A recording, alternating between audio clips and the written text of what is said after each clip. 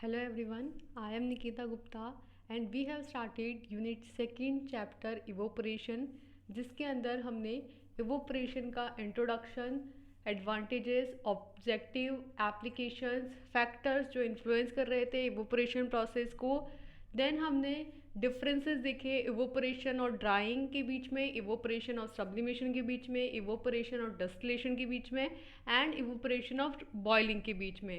फिर हमने हमारा मेन टॉपिक स्टार्ट किया equipments use for the evaporation, जिसके अंदर हमने फर्स्ट इक्विपमेंट देखा स्टीम जैकेटेड कैटल और evaporating pan, second horizontal tube evaporator, third climbing film evaporator, fourth circulation evaporator.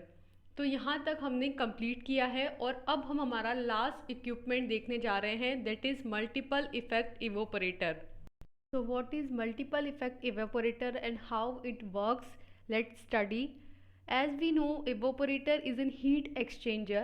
Within the liquid is boiled to produce vapor and simultaneously it generates low pressure steam. तो जैसा कि हम जानते हैं कि जो evaporator होता है वो एक हीट एक्सचेंजर होता है, मीन्स कि जो इवोपरेटर होता है उसके अंदर हीट एक्सचेंज किया जाता है दो लिक्विड्स के बीच में, यानी कि एक तो क्या होता है हीटिंग मीडिया होता है और एक वो लिक्विड होता है जिसे हीट किया जाना है।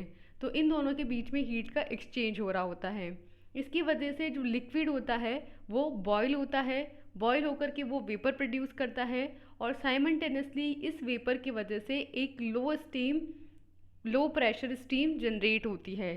This steam is further use as an heating medium, और ये जो प्रोड्यूस हुई है स्टीम ये फर्दर एक हीटिंग मीडियम की तरह काम करती हैं for another following evaporator, other evaporators के लिए। मीन्स कि मल्टीपल इफेक्ट इवोपरेटर के अंदर क्या होता है कि जब हम एक इनलेट के थ्रू स्टीम को इंट्रोड्यूस कराते हैं उसकी वजह से जो लिक्विड जिसे हमें हीट करना है वो इवोपरेट होता है, इवोपरेट होकर नीचे तो हमारा कंसनट्रेट प्रोडक्ट मिलता है और ऊपर से उसकी वेपर बाहर आ रही होती है।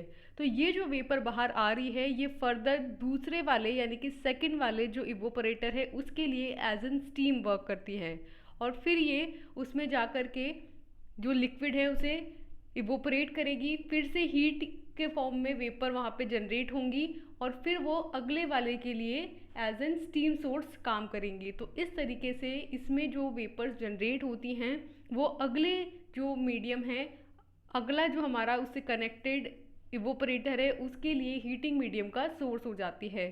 Thus the second evaporator is a low pressure boiler, इसलिए जो सेकेंड इवोपरेटर होगा वो लो प्रेशर बॉयलर होगा क्योंकि उस फर्स्ट वाले में जो हमने स्टीम को इंट्रोड्यूस किया था उसकी वजह से जो लो प्रेशर स्टीम जनरेट हुई है उससे हमारा अब जो नेक्स्ट इवोपरेटर है उसकी फंक्शनिंग होगी।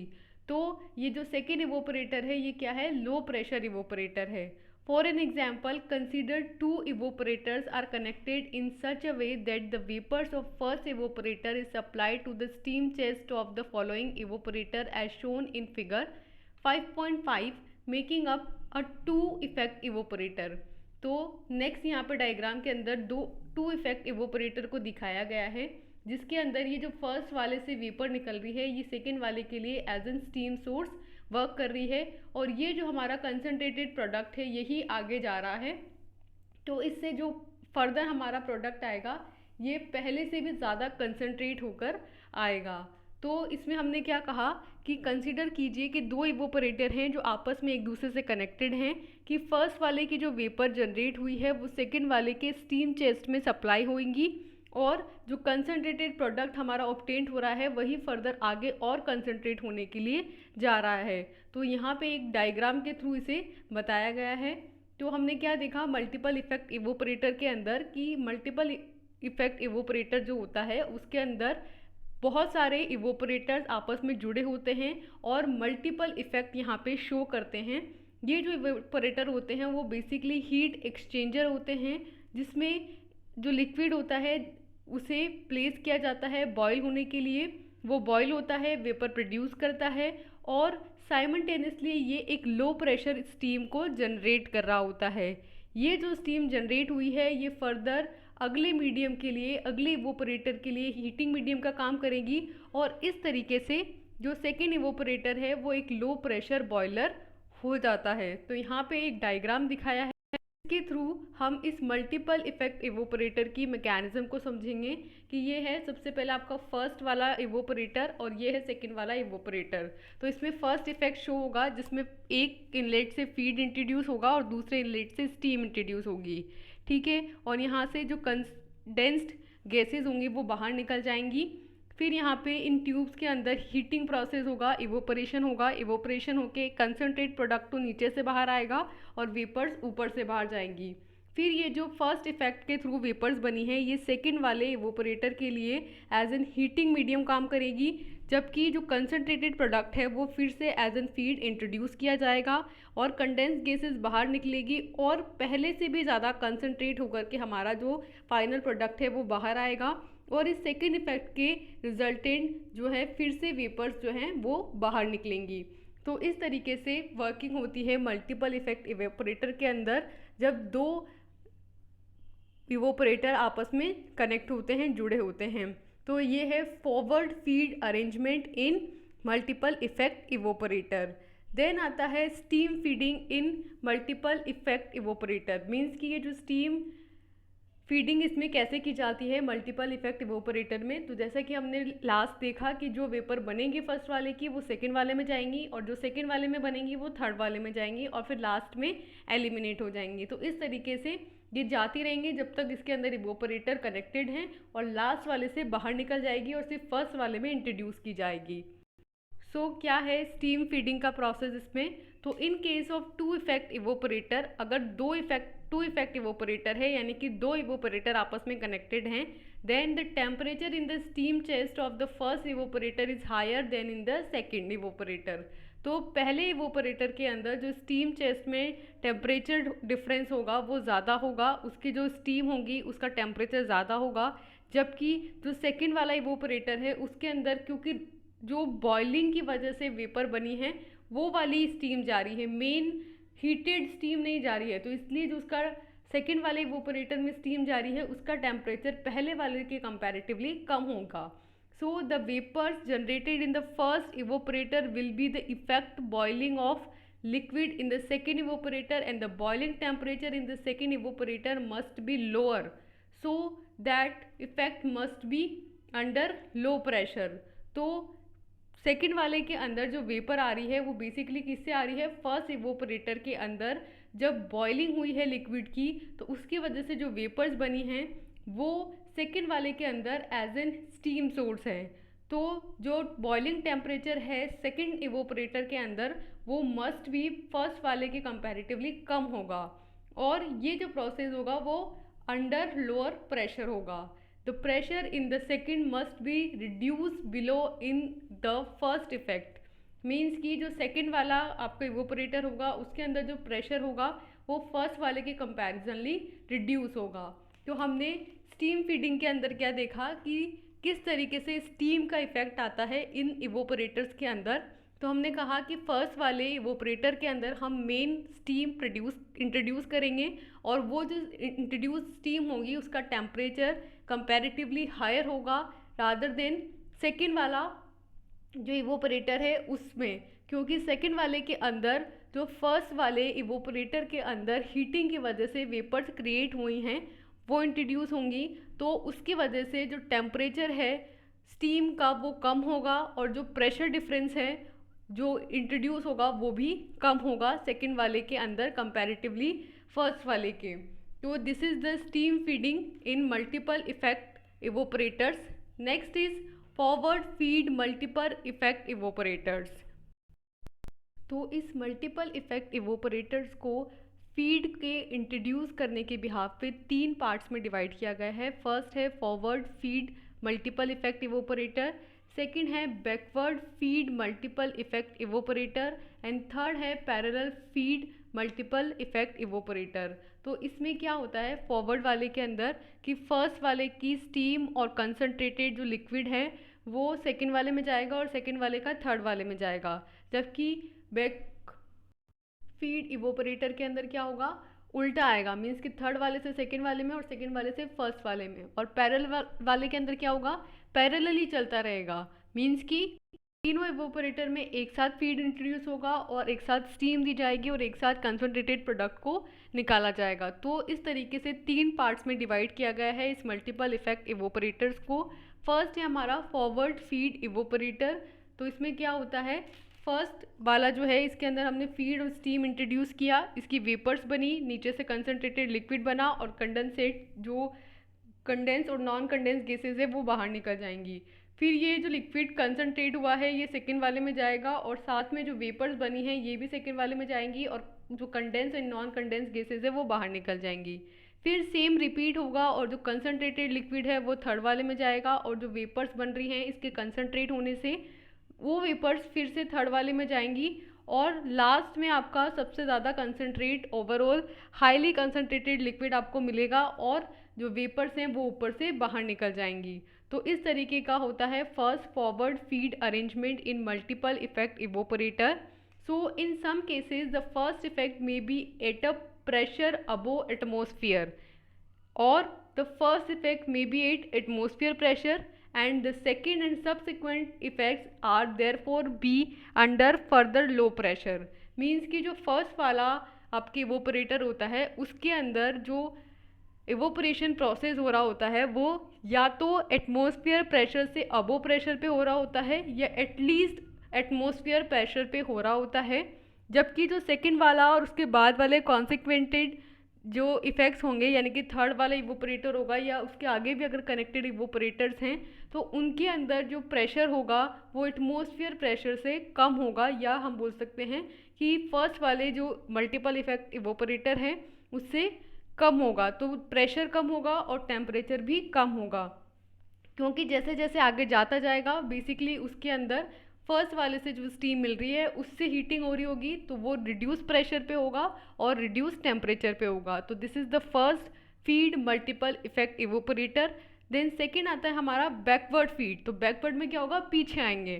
तो स्टार्टिंग में कहाँ से फीड इंट्रोड्यूस होगा, पीछे वाले पे, मीन्स कि सबसे पीछे वाले जो थर्ड वाला होगा आपका उसके अंदर फीड इंट्रोड्यूस होगा और फिर इससे जो कंसनट्रेटेड लिक्विड मिलेगा ये सेकेंड वाले में जाएगा और फिर इस सेकेंड वाले से जो है वो फर्स्ट वाले में जाएगा। जबकि वेपर कैसे जाएंगी, वेपर फर्स्ट वाले से ही जाएगी, मीन्स कि स्टीम हम सबसे पहले फर्स्ट वाले में इंट्रोड्यूस करेंगे, फिर इससे जो वेपर्स बनेंगी वो सेकेंड वाले में जाएंगी, सेकेंड वाले से जो वेपर्स बनेंगी वो थर्ड वाले में जाएंगी और थर्ड वाले से लास्ट में वो बाहर निकल जाएंगी और साथ में कंडेंस और नॉन कंडेंस गैसेस बीच में से इनमें से निकलती रहेंगी।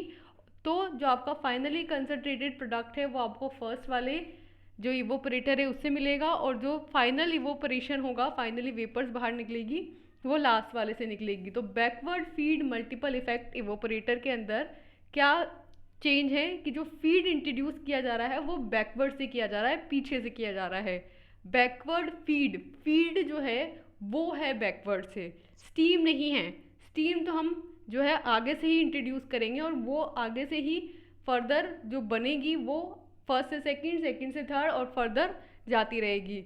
लेकिन जो फीड है वो इस बार पीछे से इंट्रोड्यूस किया जाएगा। तो हमने फर्स्ट देखा फॉरवर्ड फीड, देन हमने देखा बैकवर्ड फीड एंड देन आता है हमारा पैरेलल फीड, मीन्स कि तीनों में एक साथ फीड इंट्रोड्यूस करना। लेकिन स्टीम कैसे जाएगी, एक से दूसरे में और दूसरे से तीसरे में। So in this method a hot saturated solution of the feed is directly feed to each of the three effects in parallel without transferring the material from one to each other। तो parallel feed के अंदर क्या होता है, तीनों जो आपके इवोपरेटर्स हैं उनके अंदर एक साथ जो फीड है उसे इंट्रोड्यूस किया जाता है, ना कि एक से दूसरे के अंदर ट्रांसफ़र किया जाता है। तो जो फीड का सैचुरेटेड सोल्यूशन है उसे डायरेक्टली फीड किया जाएगा पैरेलली तीनों इफेक्ट्स के अंदर या तीनों इवोपरेटर्स के अंदर बिना एक से दूसरे में ट्रांसफ़र किए। The parallel feed arrangement is commonly use in concentration of salts solution where the solute crystallizes on concentration without increasing the viscosity. तो ये जो पैरेलल फीड अरेंजमेंट होता है इसे कॉमनली तब यूज़ किया जाता है जब आपको सॉल्ट सॉल्यूशंस का कंसंट्रेशन करना हो, जहाँ पे जो सॉल्यूट है उसे जब आप इवोपरेट करेंगे तो वो कंसंट्रेट नहीं हो करके क्रिस्टलाइज हो जाएंगे और जिनके अंदर विस्कोसिटी जो है वो हीट करने पे, वेपोराइज करने पे इंक्रीज नहीं होती हैं। तो हमने तीन तरह के यहाँ पे इवोपरेटर देखे। फर्स्ट हमने देखा फॉरवर्ड फीड इवोपरेटर, जिसके अंदर स्टीम के फीड करने का, स्टीम का डायरेक्शन और फीड का डायरेक्शन दोनों का सेम था। देन हमने देखा बैकवर्ड फीड इवोपरेटर, जिसमें स्टीम और फीड का जो डायरेक्शन था वो एक दूसरे के अपोजिट था। देन हमने थर्ड देखा पैरेलल फीड इवोपरेटर, जिसके अंदर स्टीम का डायरेक्शन तो सेम है, मींस कि फर्स्ट से सेकंड और सेकंड से थर्ड में जाएगी हमारी स्टीम, लेकिन जो फीड है या हम कहें फीड का जो सैचुरेटेड हॉट सोल्यूशन है वो डायरेक्टली तीनों इफेक्ट्स के अंदर पैरेलली इंट्रोड्यूस किया जाता है और एक से दूसरे के अंदर ट्रांसफ़र नहीं किया जाता है। और इसे हम तब यूज़ करते हैं जब हमें सॉल्ट सोल्यूशन को कंसनट्रेट करना हो, क्योंकि सॉल्ट सोल्यूशंस जो होते हैं उन्हें जब कंसनट्रेट किया जाता है, उन्हें जब वेपोराइज किया जाता है, तो वो विस्कोसिटी जो है उनकी इंक्रीज़ नहीं होती है, बल्कि वो क्रिस्टलाइज हो जाते हैं सॉल्यूट्स के अंदर। So this is the three feats we have studied about multiple effect evaporator. Now next is the construction of multiple effect evaporator. So a multiple effect evaporator for concentrating a process liquid consists of more than one evaporator arranged in a series, and each effect includes a process liquid inlet and a process liquid outlet, a heating liquid inlet and heating fluid outlet, and a evaporating condenser provide with the liquid inlet. Means कि इसमें क्या होता है, एक multiple effect evaporator जो होता है उसके अंदर ये जो मल्टीपल इफेक्ट इवोपरेटर होता है ये एक पूरा सिस्टम क्रिएट करता है, जिसके अंदर जो कंसनट्रेटिंग लिक्विड होता है उसकी प्रोसेसिंग हो रही होती है। तो उसके लिए एक से ज़्यादा इवोपरेटर्स एक सीरीज़ में अरेंज किए होते हैं, और जो इनलेट है उसके लिए एक प्रोसेसिंग इनलेट होता है और एक प्रोसेसिंग आउटलेट होता है। मीन्स कि एक इनलेट जहाँ से जो लिक्विड जिसे हमें कंसनट्रेट करना है उसे इंट्रोड्यूस किया जाता है, और लास्ट में एक आउटलेट होता है जिससे कंसनट्रेटेड लिक्विड हम ऑब्टेन करते हैं। साथ में इसमें एक हीटिंग फ्लूइड के लिए इनलेट होता है, जहाँ से जो फ्लूइड है जो कि हीट करेगा उस लिक्विड को जिसे हमें प्रोसेसिंग करनी है वो प्रोवाइड किया जाएगा। मीन्स कि एक हीटिंग फ्लूइड इनलेट होता है, और एट द लास्ट एक हीटिंग फ्लूइड आउटलेट होता है, जहाँ से जो वेपर्स हैं वो फाइनली सारे इफेक्ट जो इवोपरेटर्स हैं उनसे होकर के पास आउट होकर आई है वो बाहर से निकल जाती है।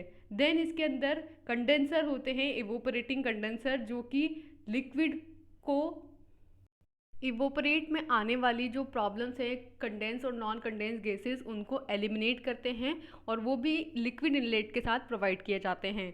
तो हमने इसकी कंस्ट्रक्शन में क्या देखा कि जो मल्टीपल इफेक्ट इवोपरेटर है बेसिकली उसके अंदर मल्टीपल इवोपरेटर्स होंगे जो आपस में कनेक्टेड होंगे।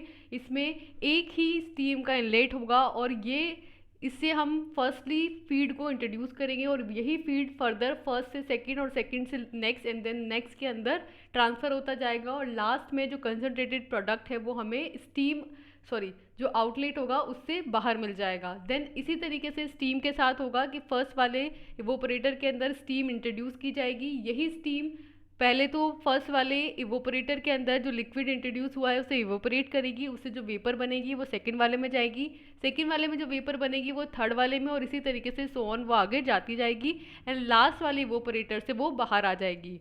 फिर इसमें कंडेंसर लगे होते हैं जो कि नॉन कंडेंस और कंडेंस गैसेस को बाहर निकालते जाएंगे, तो इससे जो इस इवोपरेटर की एफिशिएंसी है वो बढ़ जाएगी। तो इस तरीके की कंस्ट्रक्शन होती है मल्टीपल इफेक्ट इवोपरेटर की। देन आते हैं इस मल्टीपल इफेक्ट इवोपरेटर की वर्किंग। तो किस तरीके से काम करता है ये कि multiple effect evaporator like 3 stages का अगर है तो it is a long tube force circulation type evaporator where in the first effect high pressure steam is use to evaporate the solvent from the feed. ये जो multiple effect evaporator होता है, मान लीजिए कि ये 3 स्टेजेस वाला है, मीन्स कि इसके अंदर 3 इवोपरेटर हैं, तो बेसिकली इसमें जो हर एक इवोपरेटर होता है वो long tube force circulation type evaporator होता है। मीन्स कि अभी आप लास्ट देख के आए हैं long tube force circulation evaporator, जिसमें नीचे की तरफ पंप लगा होता है जिससे कि जो फीड होता है उसे ऊपर की तरफ क्लाइंब कराया जाता है, और जिसके अंदर रिड्यूस प्रेशर पे काम किया जाता है, टेम्परेचर डिफरेंस कम होता है और जो थर्मोलेबाइल सब्सटेंसेस हैं उनकी भी इवोपरेशन उसमें की जा सकती है।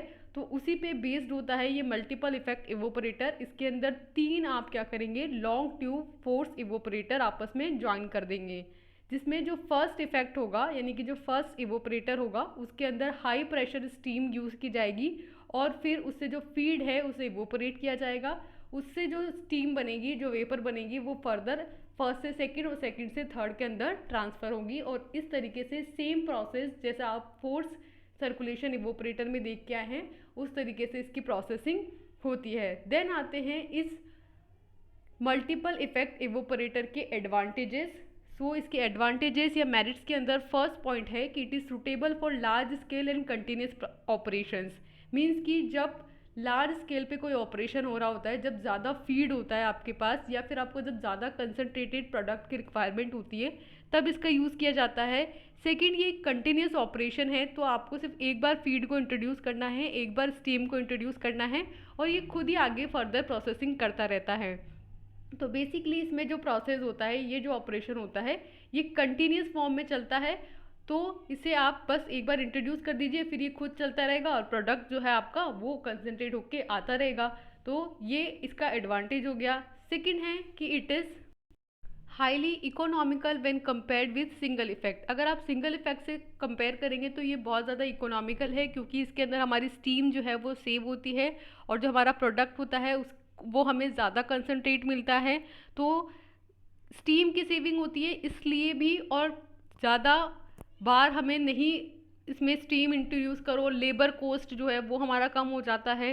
तो ये ज़्यादा इकोनॉमिकल प्रोसेस है कंपैरेटिवली सिंगल इफेक्ट इवोपरेटर के। देन थर्ड है कि about 5 evaporators can be attach in the series. लगभग 5 इवोपरेटर्स को हम सीरीज़ में लगा सकते हैं, पर हम बहुत ज़्यादा भी नहीं लगा सकते। ऐसा नहीं कि 10-12 लगा दो। क्यों? क्योंकि फर्स्ट वाले की स्टीम जब सेकंड वाले में जा रही है तो उसका टेम्परेचर भी रिड्यूस हो रहा है और उसका प्रेशर भी रिड्यूस हो रहा है, और लास्ट तक आते आते वो क्या हो जाएगा, उसका टेम्परेचर डिफरेंस बहुत कम हो जाएगा और जो प्रेशर है वो भी बहुत ज़्यादा रिड्यूस हो जाएगा। इतना रिड्यूस हो जाएगा कि शायद वो इवोपरेशन नहीं कर पाए। तो इसके अंदर हम अबाउट 5 इवोपरेटर्स को एक दूसरे के साथ सीरीज में अटैच कर सकते हैं। देन फोर्थ और लास्ट एडवांटेज आता है कि minimize the energy input required to evaporate the undesired solvent. तो इस इवोपरेटर की ये एक और एडवांटेज है कि इसमें जो एनर्जी का इनपुट होता है वो मिनिमाइज हो जाता है, क्योंकि एज ऑब्वियस मैंने कहा कि सिर्फ एक बार आपको स्टीम इनलेट करनी है और फिर फर्दर वही काम आती रहेगी, तो आपको एनर्जी कम देनी पड़ी ना। तो जो अनडिज़ायरेबल सॉल्वेंट्स हैं उनके लिए जो एनर्जी का इनपुट हो जाता है वो कम हो जाता है इसमें। तो इसके एडवांटेजेस में हमने क्या क्या देखा। फर्स्ट कि लार्ज स्केल के लिए सूटेबल है। सेकंड, ये कंटिन्यूस ऑपरेशन प्रोवाइड करता है। थर्ड, ये हाईली इकोनॉमिकल है अगर हम सिंगल इफेक्ट इवोपरेटर से कंपेयर करें। देन फोर्थ कि इसके अंदर जो इवोपरेटर्स हैं उनको अराउंड 5 इवोपरेटर्स को हम एक सीरीज़ में अटैच कर सकते हैं। और लास्ट की इसके अंदर एनर्जी का जो इनपुट होता है वो कम होता है। तो these are the advantages of multiple effect evaporator. Then next आते हैं इसके एप्लीकेशंस और वी कैन से इसके यूजेस। तो मल्टीपल इफेक्ट इवोपरेटर के एप्लीकेशंस के अंदर फर्स्ट एप्लीकेशन है कि it is use in the manufacture of cascara extract. Means कि कास्कारा एक्सट्रैक्ट की मैन्युफैक्चरिंग के अंदर इसका यूज़ किया जाता है। Second, it is use in the manufacturing of salts and caustic soda. Means कि NaOH या हम कह सकते हैं कि जो सॉल्ट होते हैं उनकी मैन्युफैक्चरिंग के अंदर इसका यूज़ किया जाता है, क्योंकि सी वाटर को इवोपरेट करके ही बेसिकली जो कास्टिक सोडा है या जो सॉल्ट्स हैं वो बनाए जाते हैं, क्योंकि हाई टेम्परेचर देने पर भी वो विस्कस नहीं होते हैं बल्कि क्रिस्टलाइज हो जाते हैं। देन थर्ड है कि it is use in the manufacturing of salts. तो ऑफकोर्स नमक जो बनता है उसके लिए ये यूज़ होते हैं। फोर्थ है कि it is use in the order to recover expensive salts और solvents such as hexane which would otherwise be wasted. तो जो एक्सपेंसिव सॉल्वेंट्स हैं जैसे कि हेक्सेन है तो उसकी रिकवरिंग के लिए इसका यूज़ किया जाता है, जो कि अगर हम इसको यूज़ नहीं करेंगे तो अदरवाइज़ वो वेस्ट हो जाएंगे। तो उसको वेस्ट होने से बचाने के लिए और इन एक्सपेंसिव सॉल्वेंट्स को रिकवर करने के लिए इसका यूज़ किया जाता है। देन लास्ट है कि recovery of sodium hydroxide in craft plugging. तो क्राफ्ट पल्पिंग के अंदर मीन्स कि जब क्राफ्ट की पल्पिंग की जाती है तो उसके अंदर भी सोडियम हाइड्रोक्साइड की रिकवरी करने के लिए मल्टीपल इफेक्ट इवोपरेटर का यूज़ किया जाता है। तो मल्टीपल इफेक्ट इवोपरेटर के क्या क्या एप्लीकेशंस देखे हमने। फर्स्ट, कास्कारा एक्सट्रैक्ट की मैन्युफैक्चरिंग के लिए। सेकंड, कास्टिक सोडा की मैन्युफैक्चरिंग के लिए। थर्ड, सॉल्ट्स की मैन्युफैक्चरिंग में। फोर्थ, जो एक्सपेंसिव सॉल्वेंट्स होते हैं जैसे हेक्सेन हो गए तो उसको रिकवर करने के लिए। और फिफ्थ, जो सोडियम हाइड्रोक्साइड है उसकी रिकवरिंग करने के लिए, जो कि क्राफ्ट पल्पिंग के अंदर यूज़ किया जाता है। So these are the applications of multiple effect evaporator. Next आता है economy of multiple effect evaporator. Means कि इस मल्टीपल इफेक्ट जो इवोपरेटर है इसकी इकोनॉमी क्या है। So the performance of multiple effect evaporator is measured in the terms of its capacity and economy. Means कि ये जो मल्टीपल इफेक्ट इवोपरेटर होते हैं इसकी परफॉर्मेंस कैसी है, ये कितने इफेक्टिव हैं। अगर हमें इसे मेज़र करना है तो हम उसे इसकी कैपेसिटी के बिहाफ पे और इसकी इकोनॉमी के टर्म्स पे मेज़र करते हैं। The capacity of evaporator is defined as the number of kilogram of water vaporise per hour. तो इस मल्टीपल इफेक्ट इवोपरेटर की जो कैपेसिटी है अगर हम उसे डिफाइन करना हो तो हम ये कहेंगे कि capacity of a evaporator is defined as कितने किलोग्राम जो वाटर है वो वेपराइज किया जाता है 1 घंटे में। मीन्स कि 1 घंटे में इस मल्टीपल इफेक्ट इवोपरेटर से वेपराइज होने वाले वाटर के नंबर को या वाटर इन किलोग्राम को डिफाइन किया गया है इवोपरेटर की कैपेसिटी से। And it's economy is the number of kilogram of water vaporise from all the effects पर किलोग्राम ऑफ स्टीम यूज्ड। सो हम ये कह सकते हैं कि जो तीनों हमारे मल्टीपल इफेक्ट इवोपरेटर हैं या जितने भी हमने इसमें इवोपरेटर लगाए हैं उनसे पर किलोग्राम आपने कितनी स्टीम यूज़ की है और रिजल्टेंट आपको कितने किलोग्राम वाटर जो है वो वेपराइज हुआ है, तो उसके बिहाफ पे इसकी इकोनॉमी डिसाइड होगी। तो हमने इकोनॉमी के अंदर क्या कहा कि economy of multiple effect evaporator जो होती है उसे 2 चीज़ों के बिहाफ पे मेज़र किया जाता है। फर्स्ट उसकी कैपेसिटी एंड सेकंड उसकी इकोनॉमी। जिसमें हम फर्स्ट इकोनॉमी को अगर डिफाइन करें तो इसका मतलब है कि हर घंटे में आप कितने किलोग्राम वाटर को वेपराइज करते हैं। और इकोनॉमी का मतलब है कि तीनों इफेक्ट ये जितने भी इसमें इवोपरेटर्स लगे हैं उनसे पर किलोग्राम स्टीम को यूज़ करने पे कितने किलोग्राम वाटर जो है वो वेपराइज होता है। तो इन दोनों डेफिनेशन से हम किसी भी इवोपरेटर की कैपेसिटी और इकोनॉमी को डिफाइन कर सकते हैं, उसको कैलकुलेट कर सकते हैं और इसकी कैपेसिटी और इकोनॉमी के बेसिस पे हम उस मल्टीपल इफेक्ट इवोपरेटर की परफॉर्मेंस को पता कर सकते हैं। So this is the way to calculate and to measure the capacity and the performance of multiple effect evaporator.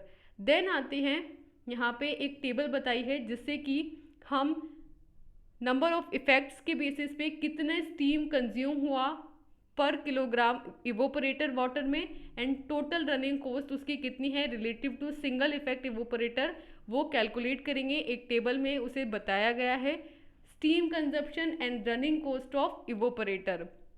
तो फर्स्ट है हमारा नंबर ऑफ इफेक्ट्स में 1, यानी कि जब सिर्फ एक ही इवोपरेटर लगा होगा तो कितने किलोग्राम जो वाटर है वो इवोपरेट हुआ है और कितनी स्टीम दी गई है उनका रेशियो। तो इसका रेशियो आया है 1.1। मीन्स कि जब आप 1 किलोग्राम वाटर देंगे तो स्टीम कितनी निकलेगी 1.1 किलोग्राम, जबकि इसका जो टोटल रनिंग कॉस्ट कितना होगा 1, क्योंकि हम कंपेयर ही सिंगल इफेक्ट के साथ कर रहे हैं तो सिंगल इफेक्ट के साथ इसका जो रिलेटिव रनिंग कॉस्ट आएगा वो आएगा 1। देन सेकेंड है हमारा 2, मीन्स कि जब 2 इवोपरेटर साथ में लगाए जाएंगे तो स्टीम कंजप्शन आया हमारा 0.57। मीन्स कि अगर आप 1 किलोग्राम वाटर को इवोपरेट करेंगे तो स्टीम कितनी निकलेगी 0.57 निकलेगी और इसकी जो टोटल रनिंग कॉस्ट होगी वो सिंगल इफेक्ट इवोपरेटर के कंपैरेटिवली 0.52 होगी। देन थर्ड जो है यानी कि 3 इवोपरेटर जब हम लगाएंगे तो स्टीम कंजप्शन जो है वो होगा 0.40, यानी कि 1 किलोग्राम वाटर देने पे सिर्फ 400 ग्राम जो आपकी स्टीम है वो बाहर निकलेगी और इसकी रिलेटिव रनिंग कॉस्ट जो होती है वो 0.37 होती है।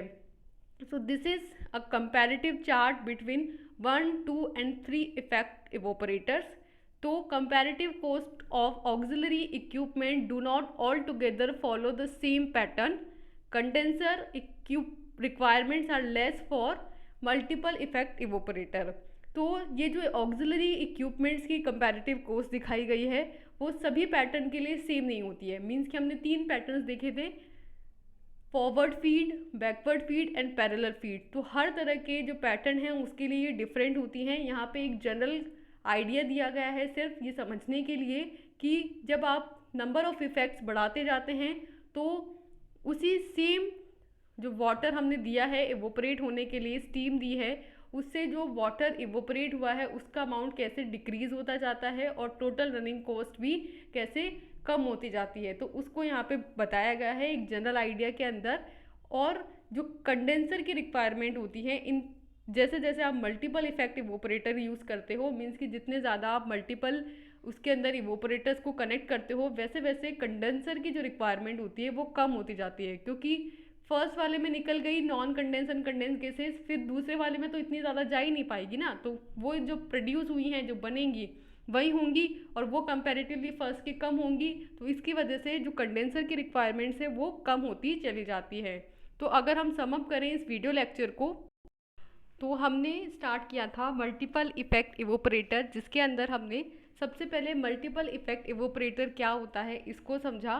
फिर हमने एक डायग्राम के थ्रू फॉरवर्ड फीड अरेंजमेंट को समझा कि किस तरीके से मल्टीपल इफेक्ट इवोपरेटर के अंदर एक से दूसरे के अंदर और दूसरे से तीसरे के अंदर फीड को इंट्रोड्यूस किया जाता है और वेपर्स जो है वो कैसे एक से दूसरे के अंदर जाती हैं और उसका क्या इफेक्ट आता है. फिर हमने स्टीम फीड और उसका इफेक्ट देखा कि कैसे जब स्टीम फर्स्ट वाले से सेकेंड वाले में जाएगी तो उसका टेम्परेचर और प्रेशर रिड्यूस होगा और फर्दर वो जैसे जैसे आगे वाले इवोपरेटर्स में जाती जाती है तो उसका इफेक्ट कम होता जाता है और फीड जो है हमारा बाय द इवोपरेटर वो कंसंट्रेट होता जाता है. फिर हमने 3 तरह का फीड इंट्रोडक्शन का प्रोसेस देखा, जिसमें हमने कहा कि हम स्टीम का जो फीड होगा, मीन्स कि स्टीम का जो इनलेट होगा वो हमेशा फर्स्ट इवोपरेटर, देन उससे सेकेंड एंड देन थर्ड होगा. जबकि फीड जो है वो 3 तरीके से इंट्रोड्यूस किया जा सकता है. फर्स्ट फॉरवर्ड, यानी कि फर्स्ट इवोपरेटर से सेकेंड एंड सेकेंड से फर्दर सो ऑन. जबकि बैक वाले में क्या होगा, जो लास्ट वाला इवोपरेटर होगा उसमें सबसे पहले फीड इंट्रोड्यूस होगा, उससे जो कंसनट्रेटेड प्रोडक्ट होगा वो सेकंड वाले में और सेकंड वाले से फर्स्ट वाले में, यानी कि वो उल्टा आएगा, पीछे से आगे की तरफ आएगा.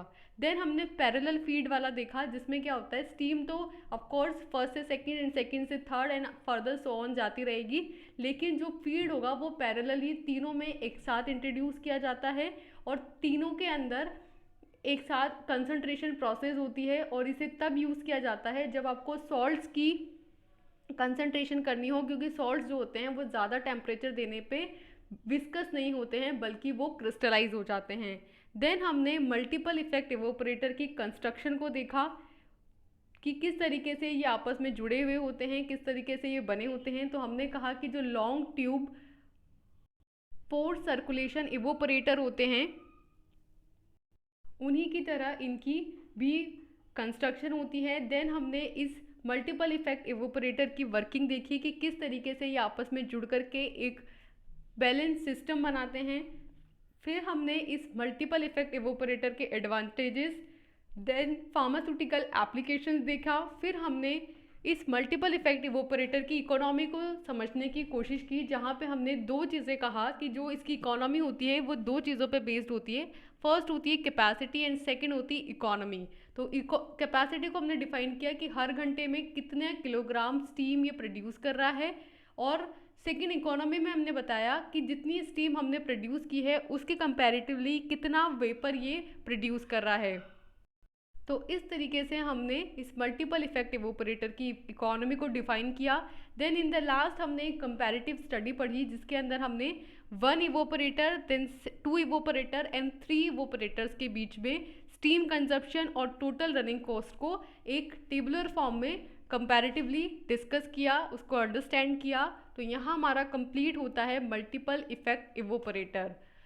तो हमने यहाँ पे कंप्लीट किया है हमारा चैप्टर, दैट इज़ इवोपरेशन, जिसके अंदर हमने सबसे पहले स्टार्ट किया था इवोपरेशन का इंट्रोडक्शन, जिसमें हमने इवोपरेशन और जो सॉल्वेंट्स हमें इवोपरेट करने हैं उनकी प्रॉपर्टीज़ देखी, फिर हमने इवोपरेटर के एडवांटेजेस देखे, उसके ऑब्जेक्टिव्स देखे, उसके डिफरेंट एप्लीकेशंस देखे जो कि फार्मास्यूटिकल इंडस्ट्रीज़ में यूज़ होंगे। फिर हमने वो फैक्टर्स स्टडी किए जो कि इवोपरेशन प्रोसेस को इन्फ्लुएंस कर रहे थे। फिर हमने इवोपरेशन और different other processing like drawing, sublimation, distillation और बॉइलिंग के अंदर डिफरेंसेस देखे। देन हमने इक्विपमेंट्स की स्टडी की जो कि इवोपरेशन प्रोसेस के अंदर पार्टिसिपेट करते थे, जिसमें फर्स्ट था हमारा इवोपरेटिंग पेन और steam kettle jet steam jacketed kettle. Then second था हमारा हॉरिजॉन्टल ट्यूब इवोपरेटर। थर्ड था क्लाइंबिंग फिल्म इवोपरेटर। फोर्थ था हमारा फोर्ड सर्कुलेशन इवोपरेटर। और लास्ट में हमने मल्टीपल इफेक्ट इवोपरेटर की स्टडी की। इन इक्विपमेंट्स की हमने construction, working, principle, advantages, disadvantages और एप्लीकेशंस को स्टडी किया है। तो यहाँ पे हमारा कंप्लीट होता है evaporation process. So I hope so आपके सारे डाउट्स क्लियर हो गए होंगे इस चैप्टर से related. So for now, thank you and all the best.